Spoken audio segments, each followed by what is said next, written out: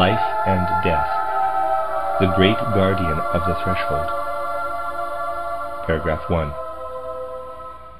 The previous chapter showed that the significance of the encounter with the so-called lesser guardian of the threshold lies in the fact that in this meeting we perceive a supersensible being that we ourselves have, to some extent, created. For the body of this being is made up of the results, previously invisible to us, of our own actions, feelings, and thoughts. Unbeknownst to us, these invisible powers became the causes of our destiny and personality. And from this moment on, we realize how we ourselves laid the foundations of our present life in the past. In this way, our own being begins to become transparent to us. For example, certain tendencies and habits dwell within us. Now we realize why we have these. We have met with certain strokes of fate. Now we recognize where these come from. We understand why we love some things and hate others, why some things make us happy and others cause us unhappiness. That is, we come to understand our visible life on the basis of its invisible causes. Even the essential facts of life, such as illness and health, birth and death, are unveiled before our sight. We realize that we wove the causes that led us to return to life before we were born. We come to know, too, the being within us that is created but unfinished in this visible world, the being that can be finished and perfected only in this same visible, perceptible world. For the opportunity to work on the completion of this being does not exist in any world other than this. Thus we recognize that death cannot permanently separate us from this world. Inwardly we realize, quote, "Once I entered this world for the first time, because I am a being who needs life in this world in order to acquire qualities I cannot acquire in any other world. And I must remain connected to this world until I have developed everything within me that can be found there. One day, because I have acquired all the faculties I need in this sense-perceptible, visible world, I shall become a useful co-worker in another world." Close quote. In other words, one of the most important experiences we gain from initiation is that we learn to know and to treasure the true value of the visible, sense-perceptible world better than we could before our esoteric training. Indeed, only through insight into the supersensible worlds do we realize the value of the sense-perceptible world. A person who has not experienced this insight, and thus perhaps believes that the supersensible regions are of infinite, incomparable worth, may underestimate the sense-perceptible world. But those who have had insight into the supersensible know that without their experiences in the visible world, they would be quite powerless in the invisible worlds. To live in the invisible worlds, we must have the tools and faculties appropriate to them. We can develop these only in the visible world. For example, if we are to become aware of the invisible worlds, we must learn to see spiritually. This power of spiritual vision in a higher world develops only gradually by means of experiences in the lower world. A person can just as little be born with spiritual eyes in a spiritual world if he or she has not previously developed these eyes in the sensible world, as a child could be born with physical eyes if these had not been developed in the mother's body. Paragraph 2. We can now understand why the threshold to the supersensible world is protected by a guardian. For under no circumstances could we be allowed a true insight into these realms if we had not first developed the necessary faculties. And this is the reason why, if we have not yet developed the ability to work in other worlds, a veil is drawn across our experiences when we die and enter these realms. That is, we may not behold the supersensible worlds until we are ready and mature enough to do so. Paragraph 3. When we enter the supersensible worlds, life takes on a completely new meaning for us. We see that the sensible world is the fertile soil, the living medium or substratum of a higher world. Indeed, in a certain sense, this higher world seems incomplete without the lower one. Two vistas then open up before us, one into the past, the other into the future. We see into a past in which this physical, sensible world did not yet exist. The prejudice that the supersensible spiritual world developed out of the sensible material world lies far behind us now. We know that the supersensible world came first, and that the sensible physical world developed out of it. We see that before we entered the physical world for the first time, we ourselves belonged to a supersensible world, and that this supersensible world too had to pass through life in the sensible world in order to develop further. Its further evolution was impossible unless it passed through the physical realm.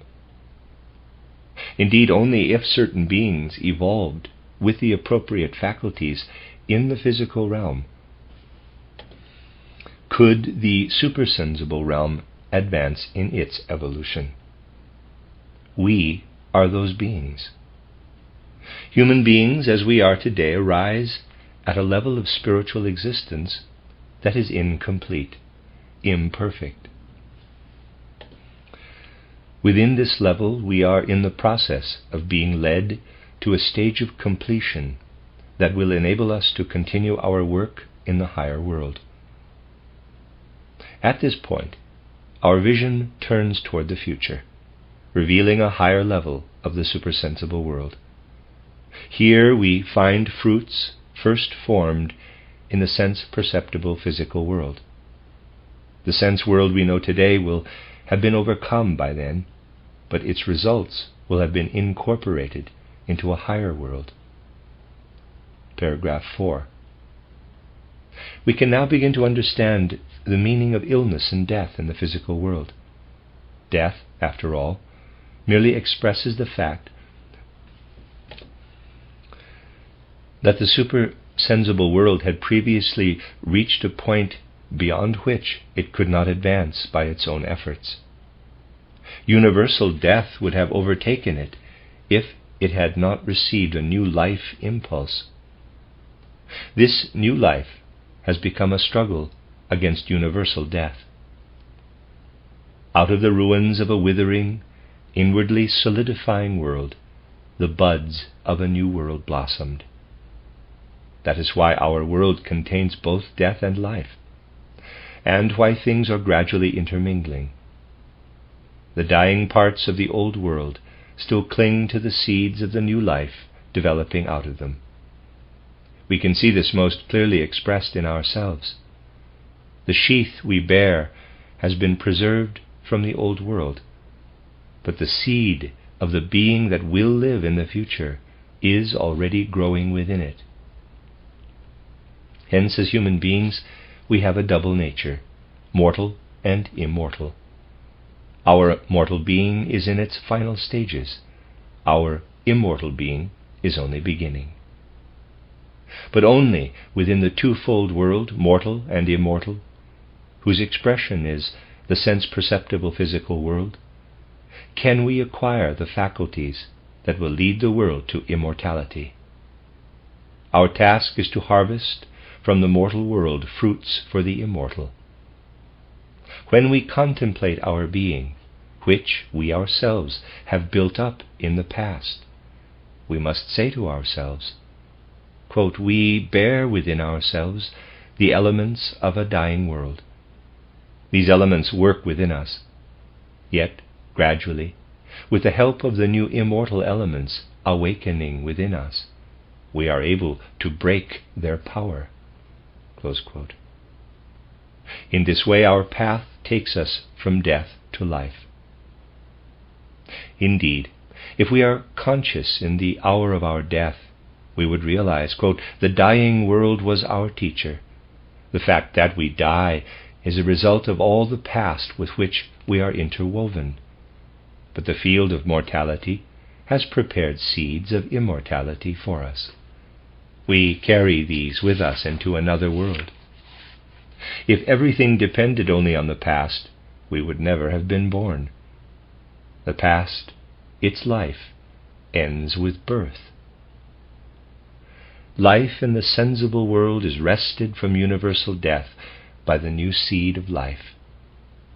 The time between birth and death is simply an expression of how much the new life can wring from the dying past. And illness is but the consequence of the part of this past that is dying." Close quote. Paragraph 5. Here we find an answer to the question, quote, "Why must we work our way only gradually from error and imperfection to truth and goodness?" Close quote. Our actions, feelings, and thoughts begin under the rulership of what passes and dies away. Out of what passes away, our perceptible physical organs evolve and are fashioned. As a result, these organs and all that stimulates them are doomed to perish and die away. We will not therefore find anything immortal in our instincts, drives, and passions, nor in the organs belonging to them. We will find immortality only in what appears as their product, in the work done by these organs. Only when we have drawn out of this perishable world all that there is to be drawn out of it, will we be able to cast aside the foundation we have outgrown, which manifests itself in the physical, sensible world. Paragraph 6. Thus, the first guardian of the threshold replicates our dual nature as human beings, consisting of mixed mortal and immortal elements. And thereby this guardian clearly reveals to us what still needs to be done to attain the sublime light form capable of dwelling again in the world of pure spirit. Paragraph 7. The first guardian makes graphically clear how entangled we are with the physical sensible world. This entanglement is expressed, first of all, by the presence of instincts, drives, passions, egotistic desires, and all forms of self-interest. It manifests, too, in our belonging to a race, a nation, and so forth. Peoples and races are, after all, merely different developmental stages in our evolution toward a pure humanity. The more perfectly that individual members of a race or people express the pure ideal human type, the more they have worked their way through from the physical and mortal to the supersensible and immortal realm, the, in quotes, higher this race or nation is. Human evolution, through repeated incarnations in ever higher nations and races, is thus a process of liberation. In the end, we must all appear in harmonious perfection. We perfect ourselves, likewise, as we pass through ever purer moral and religious convictions. For every stage of moral development still harbors some yearning for what is perishable, as well as idealistic seeds of the future. Paragraph 8. What the lesser guardian of the threshold shows us are only the results of time that has passed.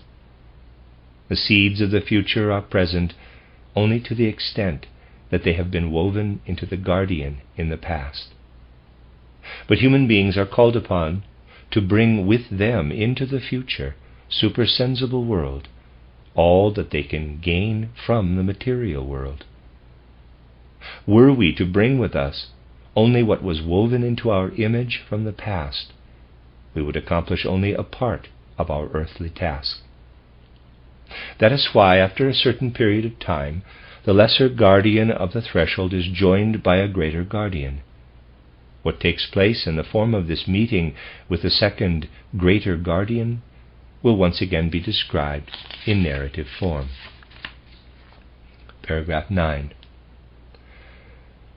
After we have recognized in the lesser guardian those things from which we need to free ourselves, a magnificent form of light comes to meet us on the path.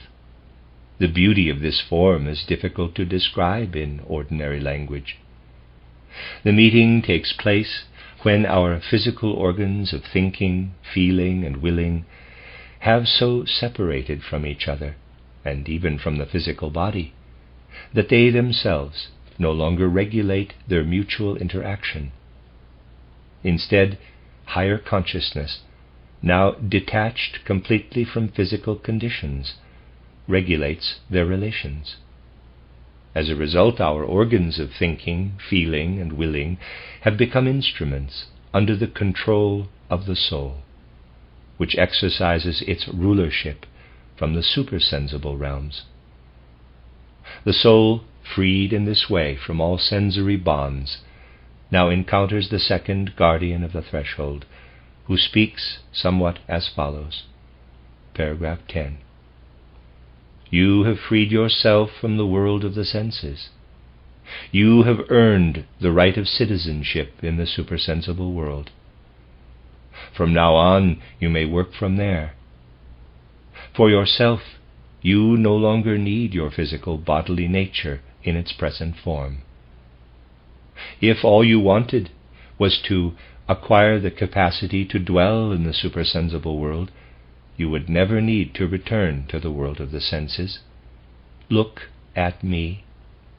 See how immeasurably I am raised above all that you have already made of yourself up to now.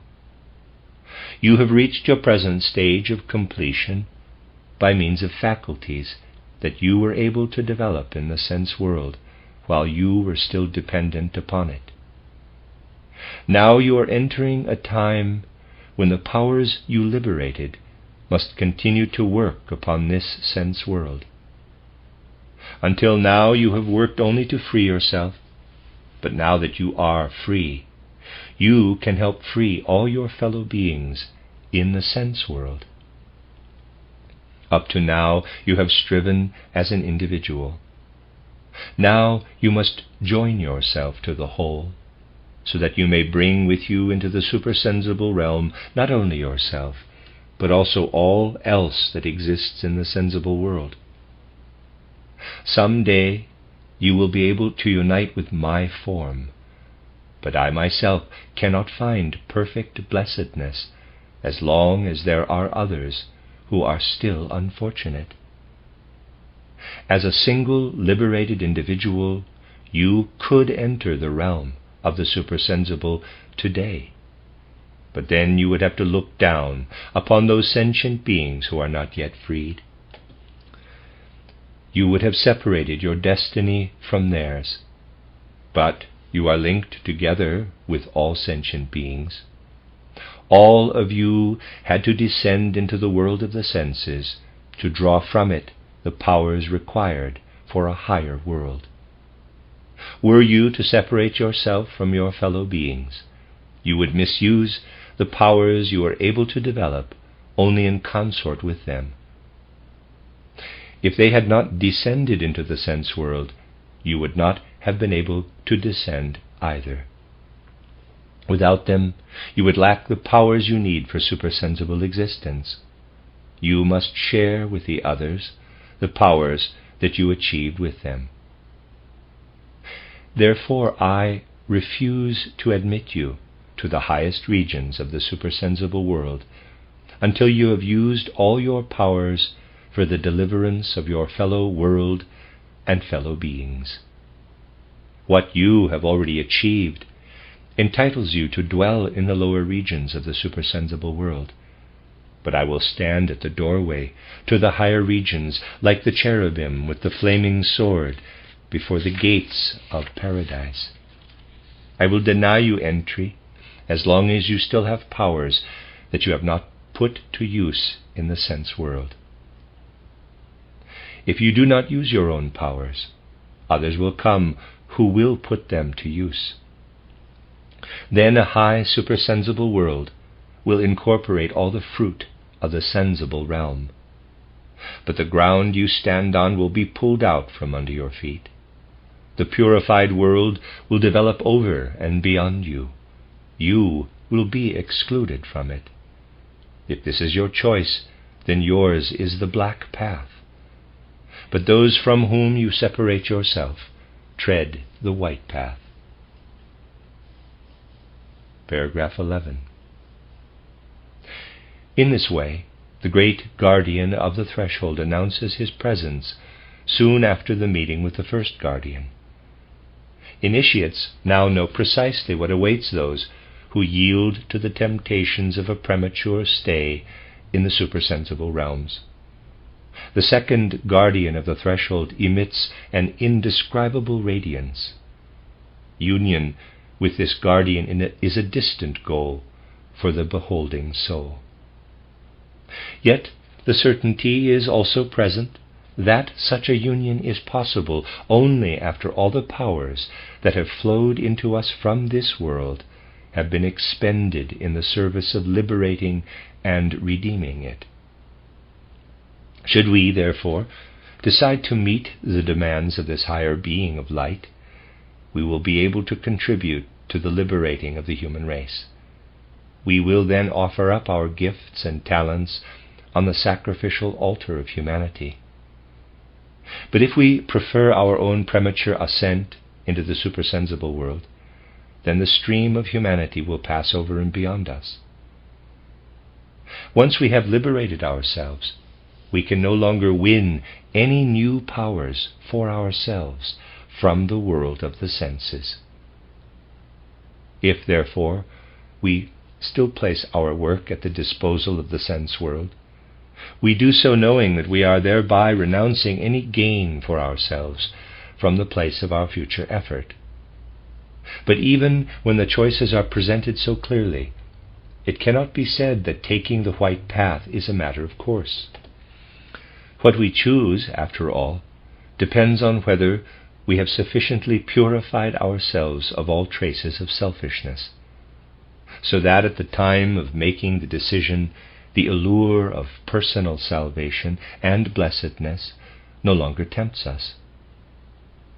This temptation of personal salvation on the black path is the greatest we can conceive of. The white path, on the other hand, does not seem tempting at all. It does not appeal to our egotism. What we receive in the higher regions of the supersensible realms when we take the white path is not something for ourselves, but only something that flows from us, namely, love for the world and our fellow beings around us. But on the black path, nothing that our egotism desires is denied us. On the contrary, the fruit of this path is precisely the complete satisfaction of egotism. Thus those seeking salvation only for themselves will almost certainly choose the black path. In their case, indeed, it is appropriate. Clearly, therefore, we must not expect occultists on the white path to provide any instructions for the development of our egotistic capital I. They have no interest whatsoever in the bliss and salvation of the individual. As far as a white occultist is concerned, each one of us must attain such salvation for ourselves. It is not their task to accelerate this process. What matters to them is the evolution and liberation of all beings, human beings and their fellow beings. Therefore their task is only to indicate how we can train our powers for collaboration in this work. Thus they place selfless dedication and the willingness to sacrifice above all other virtues. Nevertheless, they reject no one outright, for even the most egotistic can purify themselves. All the same, those seeking only for themselves, as long as they do so, will get nothing from such occultists. Even though true occultists will never refuse to help a seeker, such seekers may well deprive themselves of the fruit of their helping guidance. Therefore, if we truly follow the instructions of a good esoteric teacher, we will understand the demand that the second guardian makes after we have crossed the threshold. Indeed, if we fail to follow such a teacher's instructions, we cannot expect ever to reach the threshold at all. The instructions of true esoteric teachers lead to the good, or they lead to nothing. To guide us to egotistic salvation and mere existence in a supersensible world is not their task. On the contrary, their task, from the start, is to keep us at a distance from the supra-earthly world until we can enter it with a will dedicated to full and selfless collaboration